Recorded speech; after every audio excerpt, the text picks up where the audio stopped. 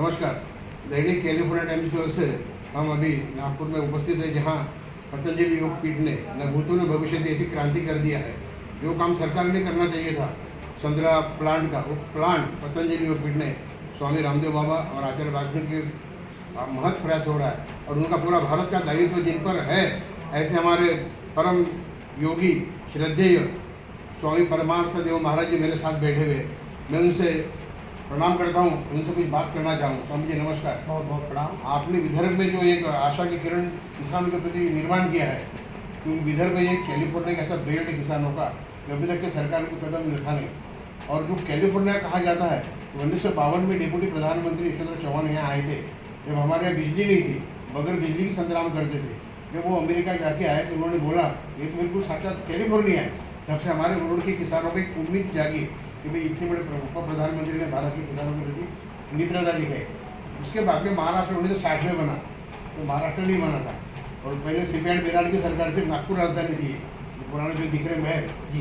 तो आज इतने सालों बाद संतरातों में भी कितने सालों से पैदा कर निर्माण कर रहे, लेकिन कई मंत्री आए, कई सरकार गए, यहाँ तक प्रधानमंत्री जो नरसिंह राव मेरे मित्र थे देश के, और हमारे से चुन के आए थे यहीं से, और हमारे सांसद थे जी। उन्होंने रेलवे कर दिया मंजूर हमारे अमरावती रेलवे 100 साल बाद, जिसका 106 साल पहले निर्माण हुआ था, ब्रिटिश सरकार ने किया था। लेकिन आज जो संतरा फेंके जा रहा है, जो संतरा नष्ट हो रहा है, विदर्भ में सबसे ज़्यादा आत्महत्या किसान कर रहे हैं। उन आत्महत्या को रोकने के लिए पतंजलि ने जो कदम उठाया, इसकी प्रेरणा कहाँ से मिली आपको? ये बहुत बड़ी बात है।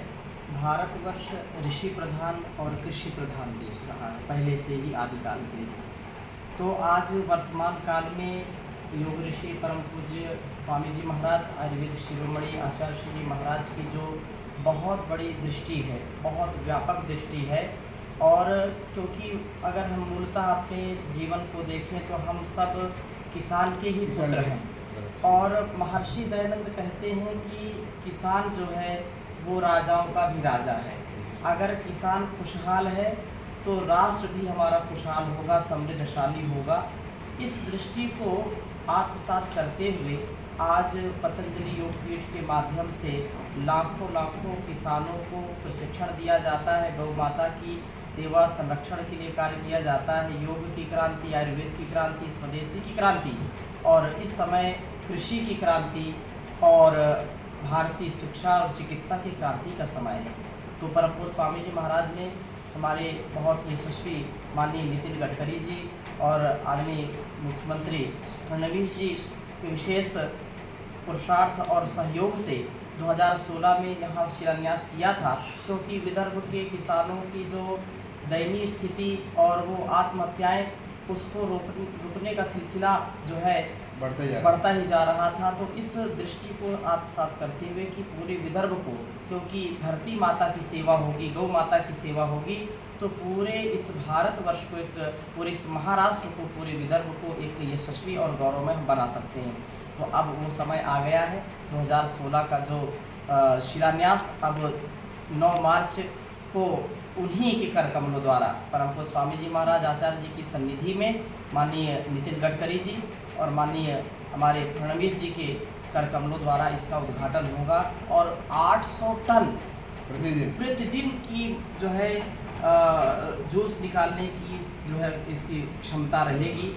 और इसके साथ साथ संतरा हो, मौसमी हो, टमाटर हो, और जो है चाहे लौकी हो, कैरेट हो, या जो है चुकंदर हो, लहसुन हो, प्याज हो, मतलब किसानों को समृद्धशाली बनाना हमारा एक ध्येय है, पतंजलि का ध्येय है। ये उपकार के लिए और संसार के उद्धार के लिए है, व्यापार के लिए नहीं है। हम आत्मनिर्भर बने, स्वावलंबन हमारा जीवन हो, इसलिए परम पूज्य योग ऋषि स्वामी जी महाराज ने बड़ी दूरदृष्टि के साथ इसका जो है नियोजन किया है। और इससे निसंदेह आने वाला समय पूरे देश और पूरी दुनिया में इसका गौरव बढ़ेगा, इसमें कोई संदेह नहीं। एक प्रश्न था स्वामी जी। हाँ। हमारा एक किसान था, हाँ। उसने एक पेटेंट बनाया था संतरे पर। हाँ। जो इजराइल गवर्नमेंट ने पेटेंट उसका मंजूर किया था। संतरे का जो छिलका है उसमें उसने केमिकल निर्माण करके वो प्रति लीटर 1600 रुपये आज आप बता रहे बेचा था। वो कई वर्षों का सपना किसानों का पूरा हो रहा है कि हमारे यहाँ हज़ारों टन संतरा डेली फेंके जाता था, आज भी फेंके जा रहा है।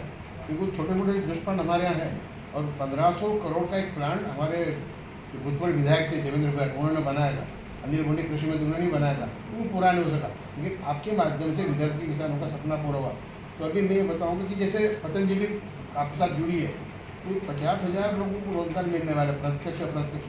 क्या उसमें पतंजलि के कुछ सहभागी होंगे जो जिला समिति है? लाखों किसानों का पतंजलि निजी समिति अपनी, जी, तो उनको लाभ मिलेगा क्या? जैसे युवा है, इसमें इतनी बात है कि हम, जैसे मैंने कहा, हम तो सब किसान हाँ, के ही किसान हैं, ही है ना।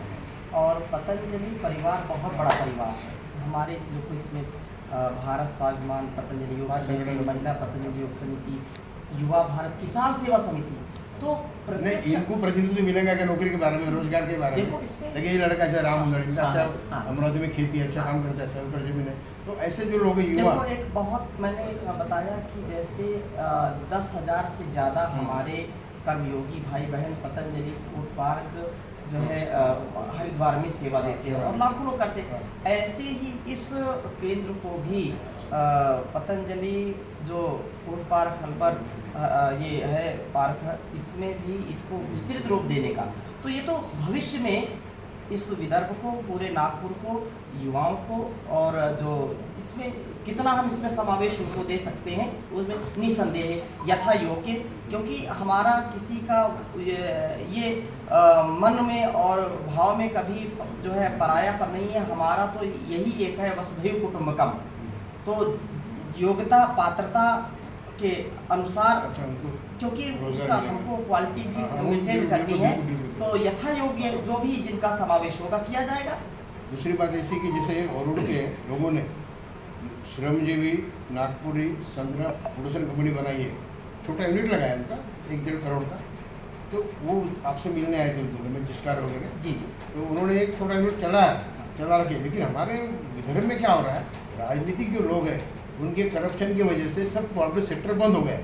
अभी तक यहाँ बहुत निकले संतरा प्लांट, इन्होंने अभी 2 साल पहले कोका प्लांट भी लाया था वरुण में। मैं एक निवेदन करना चाहता हूँ।